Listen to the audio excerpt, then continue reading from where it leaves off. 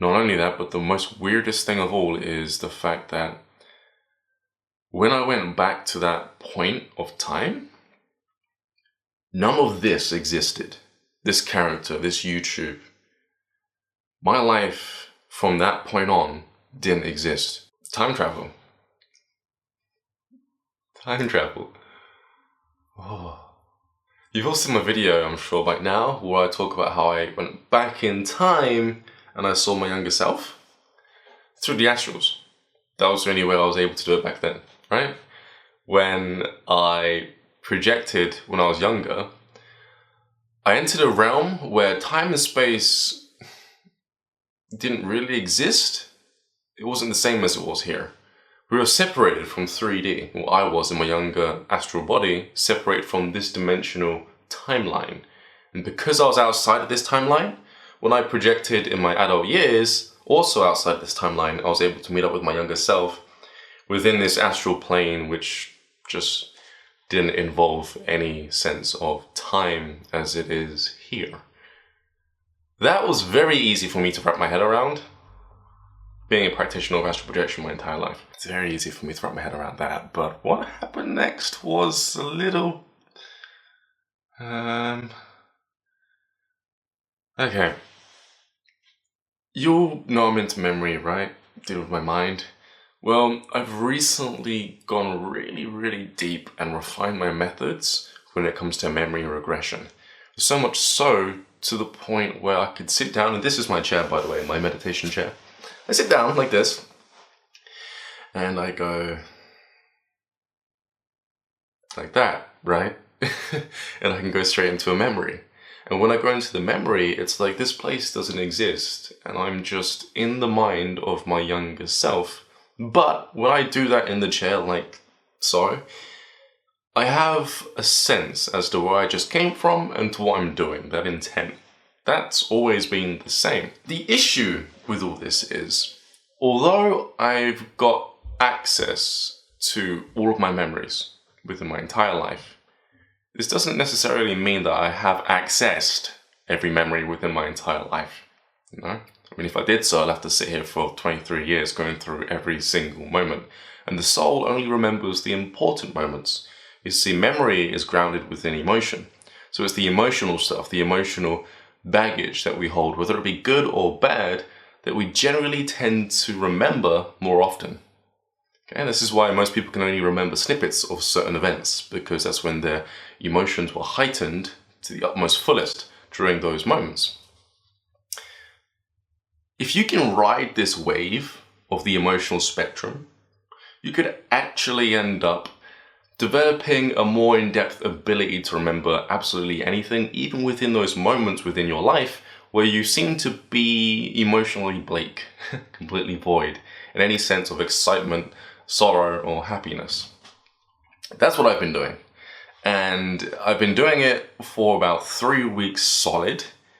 I've just been locked up in my house and within the mind and going through more and more memories. And because of this, I've ended up accessing such information which has blown my mind on levels which I couldn't have previously had wanted to have fathomed. I mean, there are some things you can find out about yourself which literally just ends your world, in a sense. But more importantly, it makes you question whether or not you're sane. Okay? Someone once said you have to lose your mind to come to your senses. A lot of YouTubers have used that phrase. Where it originates from, I have no idea. You can let me know somehow through social media. Just let me know, or just Google it. Yeah, it's faster. And it's true. It's very much so. Just don't tell anybody what you've been doing. Not unless you're a YouTuber. And you don't care. Like me. What a lot of people don't know about me is the fact that when I was younger, I spent most of my life terrified of everything. Not for no reason. Of course I had reasons. I was very much involved with abuse, domestic abuse, outside of the house and within school, verbal abuse, emotional abuse, and physical abuse. So I was constantly in fight mode until I learned martial arts, you know? and then less people bullied me.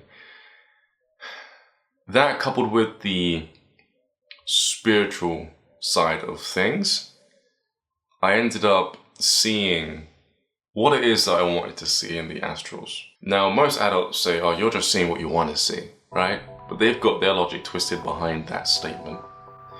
You're just seeing what you want to see means that if you expect to see something and you hold that intent, vibrationally, you're going to resonate at a frequency to the point where you're allowing yourself to gain access to that side of reality where those things dwell.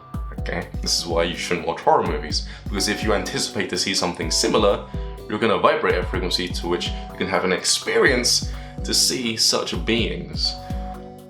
So, I generally say to people, if you're going to learn any of what I teach, stay away from Walking Dead and other horror movies. It's just obvious, right? It should be common sense, common practice. That being said, it's pretty cool because this means one obvious thing. You have the ability to experience any experience that you want, as long as your intention is not swayed by an outward opinion or a perspective on how the occult is viewed or practiced. Okay, I'll say that again a bit more simplistically. The world thinks that the occult is scary. So if you buy into that biased opinion, biased because it sways towards how they feel, which is a fear-based mentality towards the occult, then obviously you're going to have the intention or the expectation to experience something scary as soon as your third eye opens. So now you're going to go and astral project and terrify yourself because you're going to deliberately step into a reality where those things are.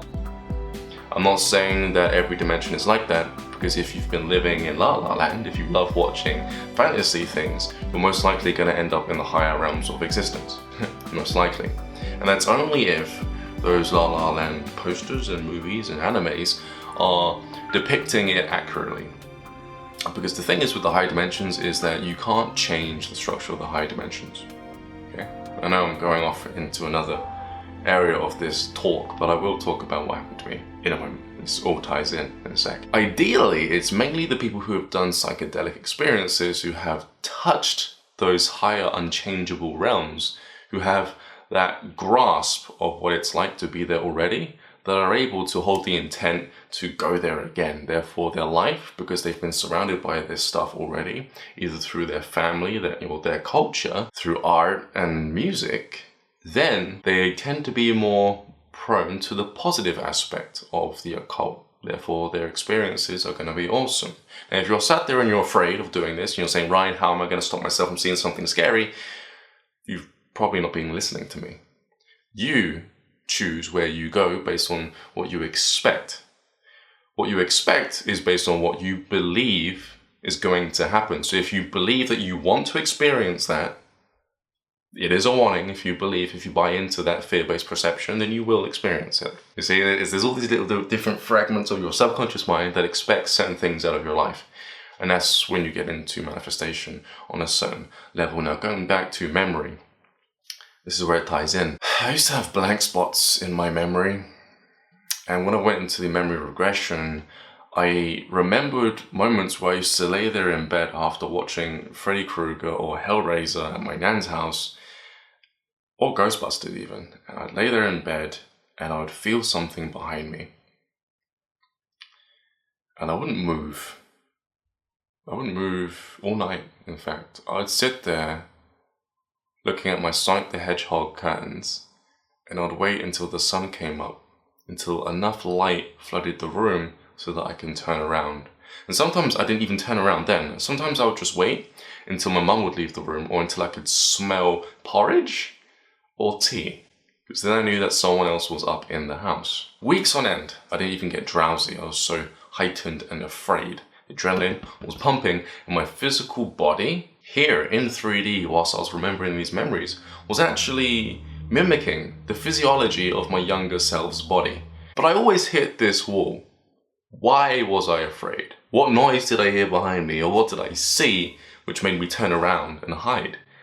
It took me about 10 minutes to figure it out, but I can tell you this for a fact, that was the longest 10 minutes of my life.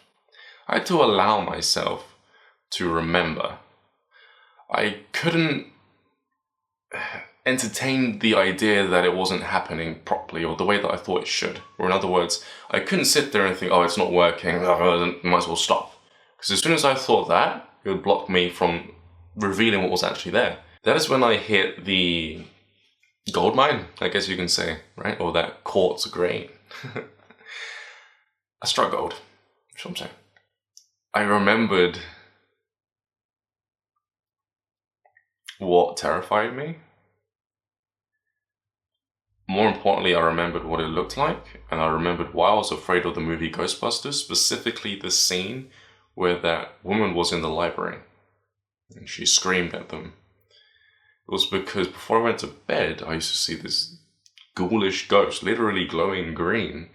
And I would just see her clothes. She was in like a nightgown. She was an old lady. And she would just stare. She was obviously lost. But back then, I attached the fear to it that she was trying to terrify me. And terrified me, obviously, to the point where I didn't move for 24 hours. Just staying in bed. That realism to the memory allowed me to unlock other aspects of my memory where I too also put up that wall to forget what it was that I had seen within my past. And that is when all of the ghouls and ghosties and experiences within my past showed up. Mainly one which I couldn't even remember until I fell asleep doing the memory regression techniques. I remember falling asleep. And I also remember enough to say that I wasn't really sleeping, because I was going through the memories, and then there was a moment where I went blank. I couldn't see anything, but I was still aware. And then all of a sudden, it was like me, this character was erased completely. And I woke up in my bed as a child, in my duvet, staring at my headboard. Now, for me to really put this point across, think of it like this. Imagine if you went back to last week in your younger body, a week ago, and you had no recollection of the following week. Your thoughts, your hobbies, your ideas, showering, eating, no recollection. It was like the only thing that existed was that point of time a week ago, because that's where you're at. Now imagine doing that for about 16 years of your entire life. That's what happened to me. And I ended up experiencing a suppressed memory, which really, now as my older self, I could say for sure that it was just a person in the astrals that was trying to terrify a younger kid because he thought it was funny. And there was even a moment where I fell out of my bunk bed and I hit the floor and I didn't come back here. Because like I said, this was a memory regression, but it didn't feel like it. It felt real to me. It didn't feel like I was astral projecting. It didn't feel like I was imagining. It didn't even feel like I was recalling a memory. It literally felt like my consciousness went back in time without me knowing that I went back in time, because to me, that was the only point in time that existed. When I was in my duvet, drawing a Taurus etched into the wood of my headboard. And I used to write names of school people who I used to like, and I used to etch the markings of the 1, 2, 3, 4 and cross it out with the 5. Even the different colored pens, and all of that was in the right order. I could read it properly. That moment within that memory was more real than anything I've ever experienced within my entire life. I'm gonna be honest with you, there was this one kid who died, who deliberately made a large portion of my childhood a nightmare. Okay? It's funny I said nightmare, because after going to sleep, doing this memory regression, I ended up experiencing a memory which was so vivid, it put me into shock. As I fell asleep, I remember this kid used to come through my door, used to climb up my stairs onto my bunk bed, and used to put his hands on my throat, on my mouth and on my throat, like this. Mainly on my mouth, not so much my throat, but he would try to pin me down, so he was like this. And he would do that just to get a kick out of making me panic, and I would shake my feet really hard. But no one knew what was going on. My brother couldn't hear me, that he said, and no matter how much I tried to make a noise, my mum wouldn't wake up, nothing would happen. And as I'm recalling this, something takes me by surprise, and that was the fact that I experienced the entire night of this memory. I experienced the entire morning. I experienced breakfast. I experienced conversating with my mum and dad. I experienced 3 whole days, each minute, every second of every hour, including going and coming back from school. Every night it would happen. He would come up to my bed after school and try to terrify me. I'd tell my younger brother, look, it's going to happen tonight. I need you to turn on the light when I tell you to. And he was like panicking. I knew from the look on his face that he had actually heard what had happened the night before. He was just pretending like it didn't happen. So it happens like clockwork. He comes into the room, and I see him for a moment as to how he looked and the clothes he was wearing. Then he shapeshifts into a shadow being, climbs up my bed and pins me down. I'm at this point kicking my feet hard into the mattress to wake up my brother beneath me. He's freaking out a little bit, I can hear him, okay? And what I do is I roll up and out of the top of my bunk bed and I land straight onto the floor. Physically. This then wakes up my dad. He freaks the flip out, runs upstairs and starts yelling at me. The next morning I tell my mum what happened and she doesn't believe me. She's slightly freaked out, but she doesn't really believe me. The next night, it was about to happen again. The sun was going down and we were getting ready for bed. That is when I came back here. I didn't wake up as if it was a dream. I experienced falling onto the ground. I didn't wake up as if it was a dream. I experienced eating breakfast every morning for 3 days. Didn't wake up as if it was a dream. I talked to my friends. Everything. Not only that, but the most weirdest thing of all is the fact that when I went back to that point of time, none of this existed. This character, this YouTube. My life from that point on didn't exist. It was like I went back and then I just continued to live that 3 days as if I was doing it for the first time. That is what shocked me for 3 hours in my bed coming back as I was trying to fathom what the heck had just happened. I obviously wasn't remembering a memory, because when I remember memories, I have an identity as to where I just came from and what I was doing.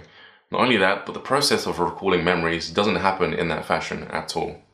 It's jagged, it jumps back and forward, and I do specific techniques in order to navigate throughout my memory, my mind, and my brain hurts here. Nothing that suggests that this was a memory recall was prevalent within my mind when I came back. Nothing.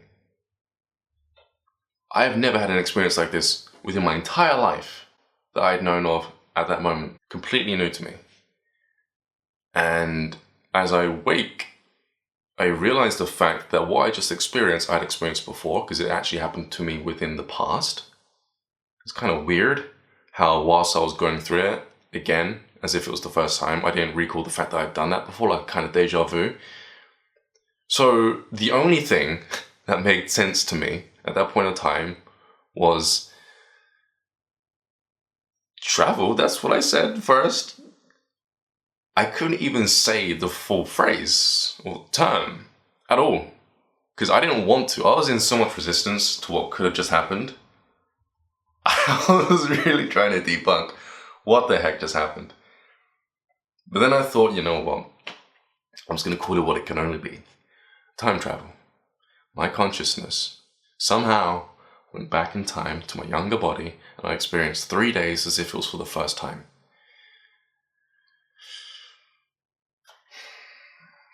I can only say, like what else could it be?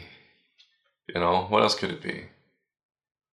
And even saying it now, throughout the weeks, I've become accustomed to the possibility that it was real time travel. But it took me a while to get to the point where I could at least accept that it was a possibility for me. It's pretty cool though. Because since then, I've been watching things online which seem to line up with what I experienced. Not before, to give me a kind of constructive influence on the past event. After, these things just showed up on my newsfeed online, which helped me to better ground the fact that I could have did go back in time, okay?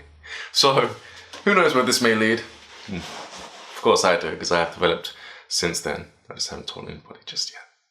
I'm Ryan JC, Ryan James Cropper. I'm going to try and get these videos out, at least in some sort of chronological order, so that it does make sense. And until then, I'll speak to you all pretty soon. Peace.